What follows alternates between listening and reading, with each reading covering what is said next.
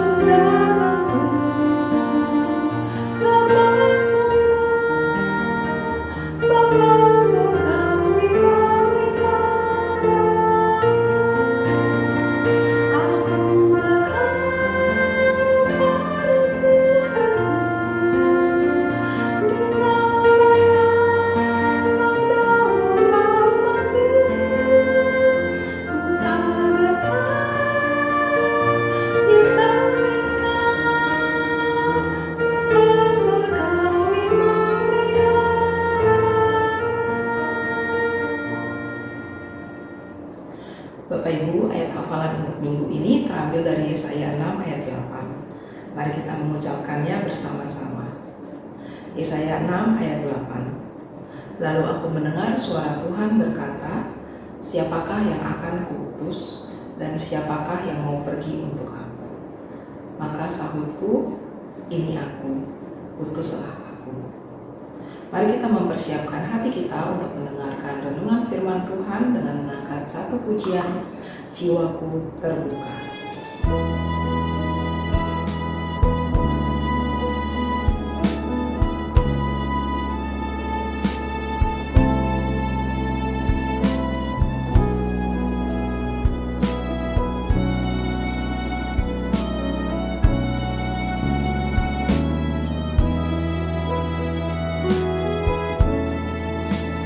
Jiwaku terbuka untuk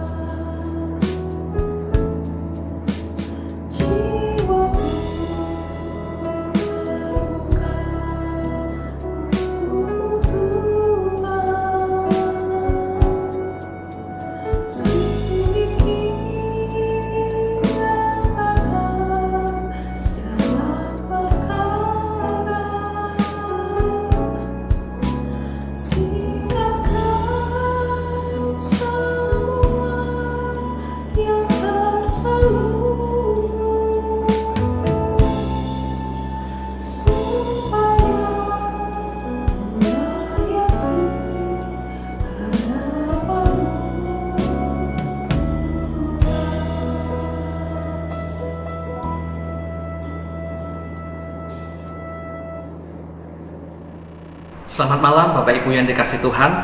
Sebelum kita merenungkan kebenaran firman Tuhan, mari kita berdoa.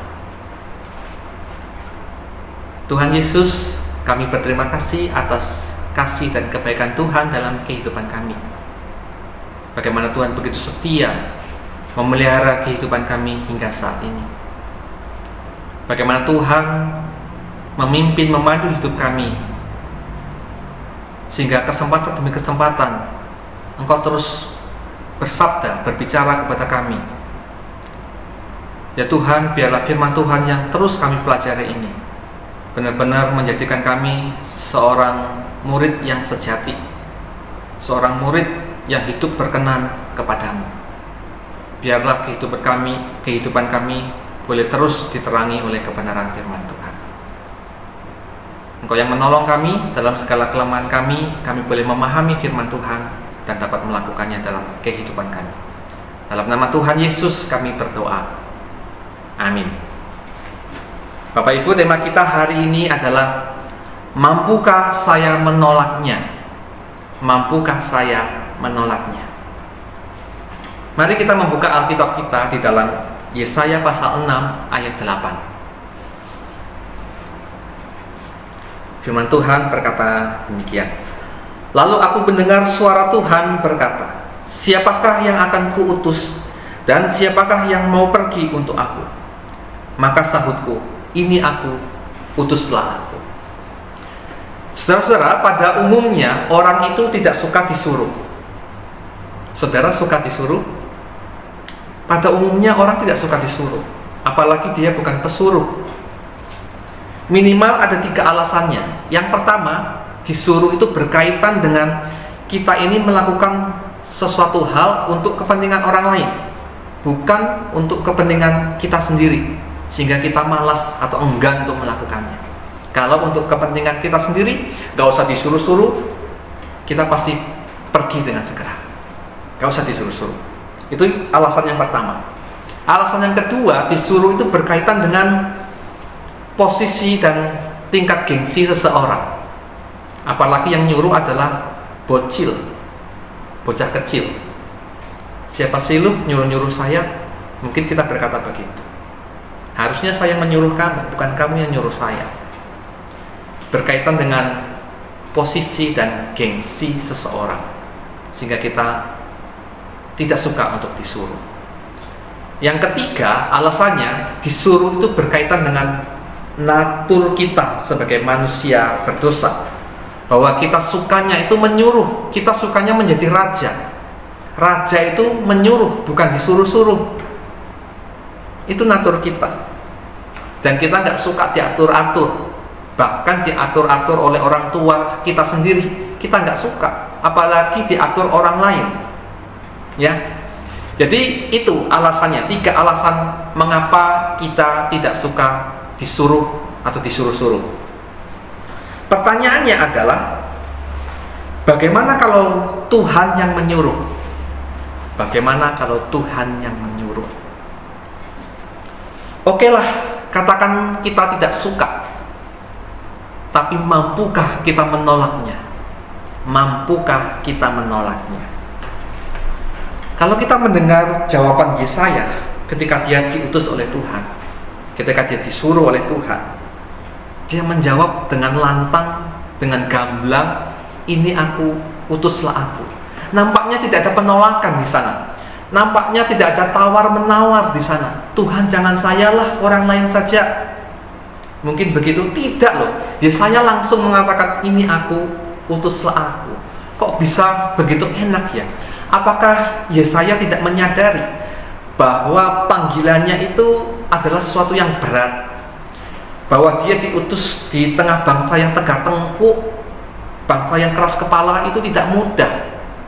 Apakah Yesaya tidak tahu tentang itu semua? Yesaya tahu. Yesaya menyadarinya. Pertanyaannya, mengapa Yesaya mau? Saudara-saudara, frasa inilah aku, ini menjadi penting sekali untuk kita renungkan malam hari ini. Siapakah aku? Aku di hadapan Tuhan itu siapa? Saudara, jawaban Yesaya ini didahului oleh satu momen perjumpaan dengan Tuhan yang begitu menggetarkan hatinya. Alasannya itu, jawaban Yesaya itu didahului oleh satu momen perjumpaan dengan Tuhan yang begitu menggetarkan hatinya. Saat dia berjumpa dengan Tuhan dengan segala kemuliaannya, Yesaya langsung menyadari siapa dirinya, bahwa dirinya adalah orang berdosa, bahwa dirinya adalah orang yang tidak layak dan terlalu hina. Tuhan yang begitu suci, Tuhan yang begitu mulia, bertemu dengan manusia yang hina, yang kecil dan berdosa. Yesaya menyadari itu, sehingga di ayat 5 ia mengatakan, celakalah aku binasa, sebab aku ini seorang yang najis bibir, dan aku tinggal di tengah-tengah bangsa yang najis bibir. Namun mataku telah melihat Sang Raja, yakni Tuhan semesta alam. Saudara, berjumpa dengan Sang Raja, Tuhan semesta alam, membuat Yesaya menyadari dirinya yang kecil dan berdosa itu. Dan bukan hanya berhenti di situ. Setelah Yesaya menyadari dirinya yang kecil dan berdosa itu, lalu dia takjub dan kagum dengan Tuhan, dengan kemuliaan Tuhan itu. Bagaimana Tuhan yang begitu suci, yang mulia itu berkenan menjumpai dirinya yang hina dan berdosa itu. Bukan hanya menjumpai, tapi yang mau mengutus dan memakainya. Itu adalah satu kehormatan. Itu yang dilihat oleh Yesaya. Makanya ketika Tuhan berkata, siapakah yang mau kuutus? Langsung dari mulut Yesaya keluar satu ungkapan yang indah. Ini aku Tuhan, utuslah aku. Tidak ada kata penolakan di sana. Karena momen perjumpaan dengan Tuhan itu menyadarkan siapa dirinya. Jadi poinnya apa, saudara-saudara? Poinnya adalah sadar diri siapa kita di hadapan Tuhan. Itu penting sekali. Sadar diri siapa kita di hadapan Tuhan, itu penting sekali. Inilah aku siapa? Aku adalah seorang berdosa yang tidak layak, tapi Allah berkenan untuk memakai dan mengutus. Mulut rasanya tak mampu untuk mengucapkan kata-kata penolakan, karena kita mendapatkan anugerah. Anugerah itu bukan sesuatu hal yang untuk ditolak, tapi untuk disyukuri dan dihidupi. Saudara yang dikasih Tuhan, apakah kalau saudara diundang untuk melayani, memandangnya sebagai kehormatan dari Tuhan? Ya, siapakah saya sehingga Tuhan mau melibatkan saya? Bukankah Tuhan bisa bekerja sendiri tanpa bantuan saya? Tentu Tuhan bisa. Tetapi kenapa Dia mau memakai kita, mau memakai saya? Itu adalah semata-mata karena anugerah dari Tuhan. Anugerah itu, kalau kita menyadari itu adalah anugerah, pasti kita nggak sanggup untuk menolaknya. Pasti. Ada satu kutipan dari Samuel Brengel. Dia mengatakan, jika kita dipakai oleh Tuhan, itu adalah satu kehormatan. Kita ini seperti kapak di tangan Tuhan. Kalau kapak itu tidak dipakai oleh Tuhan, dia hanya sebatang besi tua yang karatan, tidak berguna sama sekali. Tapi kalau dipakai Tuhan, dia diasah, dia dirawat, dia bisa dipakai apa saja sesuai dengan kehendak Tuhan. Hidup ini terasa begitu indah dan begitu bermakna. Satu kehormatan, saudara-saudara yang dikasihi Tuhan. Mungkin kita tidak pernah melihat Tuhan seperti Yesaya yang menggetarkan hatinya, yang membuat dia takluk. Tapi tentunya kita pernah merasakan kasihnya Tuhan. Kita nggak pernah lihat Tuhan, tapi kita mampu merasakan kasihnya Tuhan. Bagaimana Tuhan menyelamatkan hidup kita, bagaimana Tuhan berkorban mati menebus hidup kita. Saudara, ada satu cerita. Terjadi satu ketegangan di pasar pelelangan budak. Seorang gadis remaja sedang diperebutkan nasibnya tergantung kepada siapa yang mampu membeli dengan harga paling tinggi. Nampak seorang pria bengis, pria berangasan, begitu menginginkan gadis itu.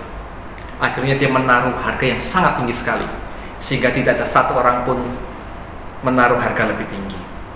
Pria itu menatapi gadis itu sambil, wah, kamu sekarang akan jadi milikku.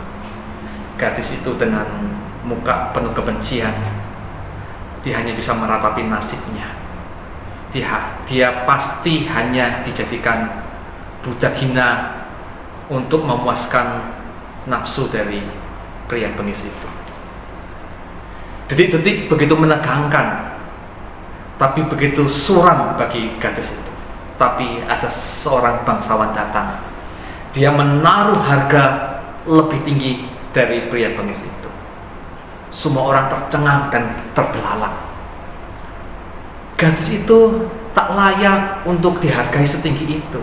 Kok mau-maunya bangsawan itu membelinya dengan harga yang tinggi. Lalu singkat cerita, tidak ada yang menaruh harga lebih tinggi, dan gadis itu diserahkan kepada bangsawan ini. Tapi yang begitu mengherankan, ketika dia menerima surat pembelian, bangsawan itu merobek surat pembelian itu di depan gadis itu dan mengatakan, anakku, kamu sekarang bebas, pergilah, kamu bukan seorang budak lagi. Lalu gadis itu berkata, Tuan, saya tidak pernah mengenal Tuan. Saya tak pernah melakukan satu kebaikan pun kepada Tuan. Tapi bagaimana Tuan mau menebus saya dengan harga begitu mahal? Saya ini seorang budak hina, tapi kenapa Tuan begitu baik kepada saya? Bangsawan itu hanya tersenyum, tidak menjawab. Lalu gadis itu berkata begini, kalau memang sekarang saya bebas, biarlah dengan kebebasan itu saya pergi mengikuti Anda dan melayani Anda. Saudara, harusnya juga demikian sikap kita kepada Tuhan Yesus yang sudah begitu mengasihi kita, menebus kita dengan harga begitu mahal, yaitu dengan darahnya sendiri. Harusnya kita juga mengatakan, Tuhan, biarlah aku mengikuti Engkau dengan setia dan pergi melayani-Mu. Kita pasti akan melayani Tuhan, dan kita nggak sanggup untuk menolak, untuk tidak melayani Tuhan. Karena panggilan itu, melayani Tuhan itu ada satu kehormatan. Saudara yang dikasihi Tuhan, jika kita menghayati kasih-Nya, tak mungkin kita tidak melayaninya. Tak mungkin kita mampu menolak panggilannya. Ini aku, utuslah aku. Amin. Mari kita berdoa. Tuhan Yesus, terima kasih atas kasih-Mu yang begitu besar. Ya Tuhan, mungkin kami tak pernah melihat-Mu. Kami tak pernah melihat kemuliaan-Mu. Tapi kami merasakan kasih-Mu yang begitu besar. Dan biarlah kasih yang begitu besar itu memunculkan satu kerinduan dalam hati kami untuk melayani-Mu dengan segenap hati. Terima kasih ya Tuhan untuk firman-Mu hari ini. Dalam nama Tuhan Yesus kami berdoa. Amin. Terima kasih untuk renungan firman yang sudah disampaikan. Biarlah firman itu boleh menjadi kekuatan bagi kita dalam menjalani hari-hari di depan. Amin. Bapak Ibu, sebelum kita memasuki doa syafaat, mari kita mengangkat satu pujian, indahnya saat berdoa. Indahnya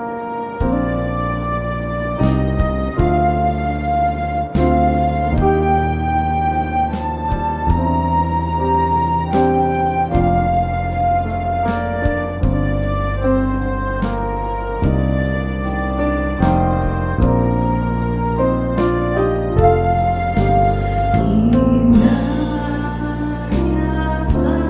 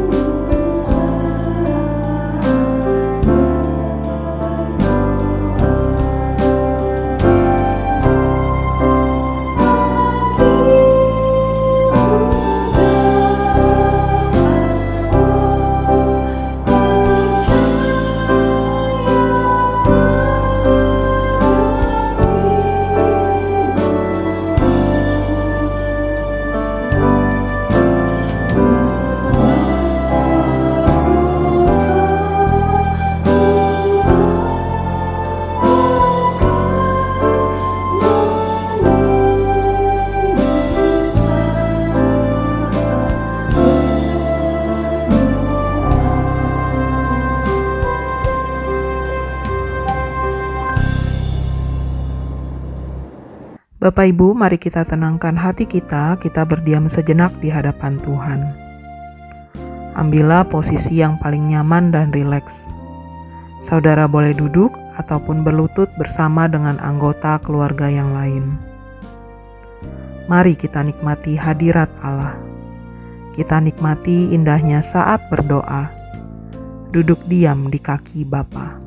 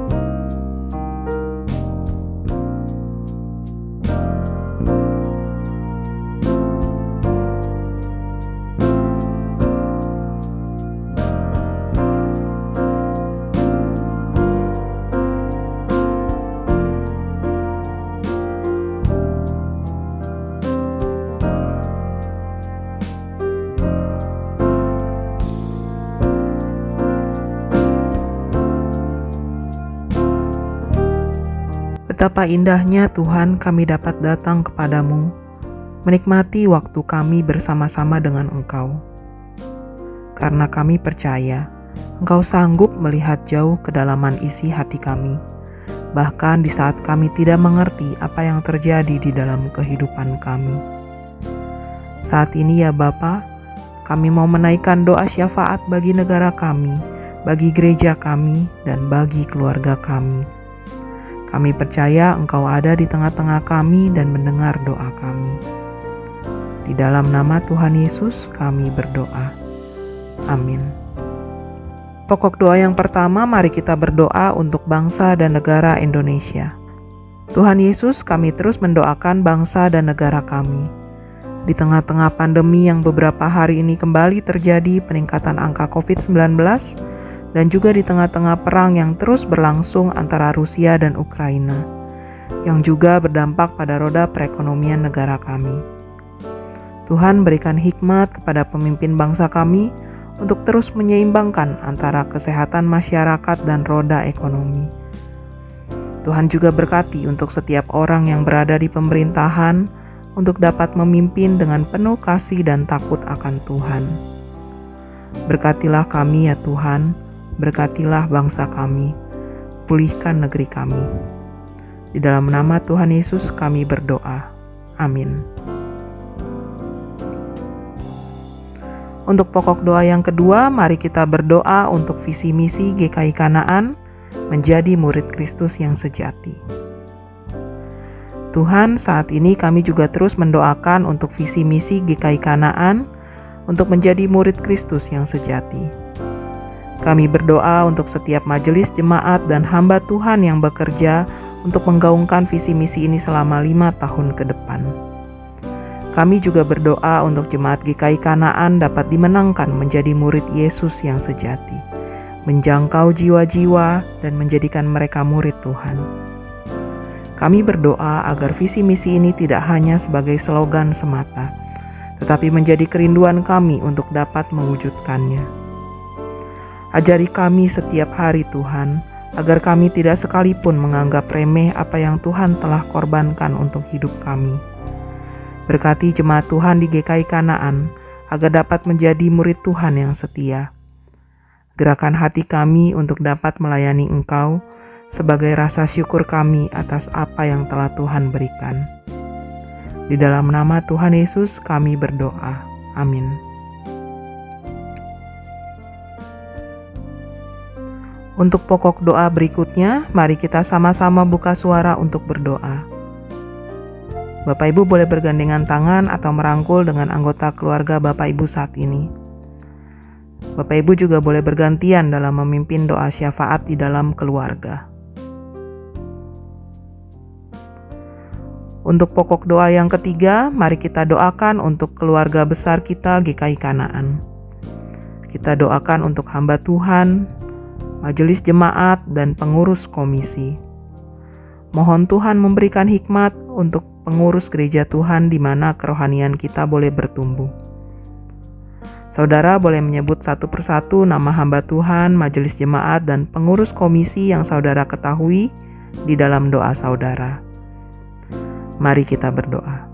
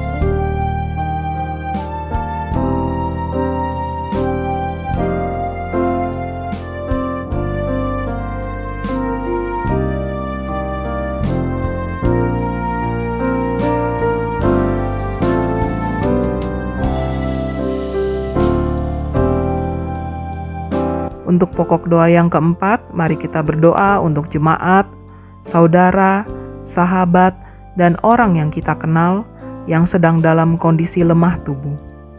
Mohon Tuhan memberikan kekuatan, kesabaran, dan damai sejahtera. Mohon Tuhan juga memberikan kita kepekaan untuk dapat menolong kebutuhan mereka. Jika saudara mengetahui nama mereka, dapat menyebutkan mereka di dalam doa saudara. Mari kita berdoa.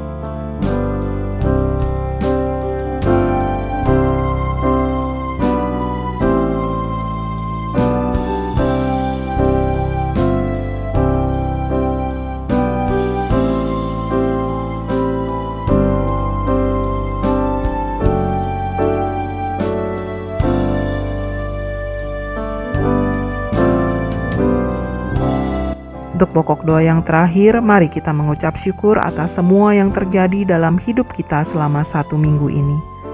Setiap nafas kehidupan yang Tuhan berikan, setiap pekerjaan yang dapat kita lakukan, dan setiap kesempatan dan kejadian yang Tuhan izinkan terjadi di dalam kehidupan kita. Kita berdoa agar diberikan hikmat untuk mengerti apa yang Tuhan mau ajarkan di dalam kehidupan kita, dan mengubahkan hidup kita melaluinya.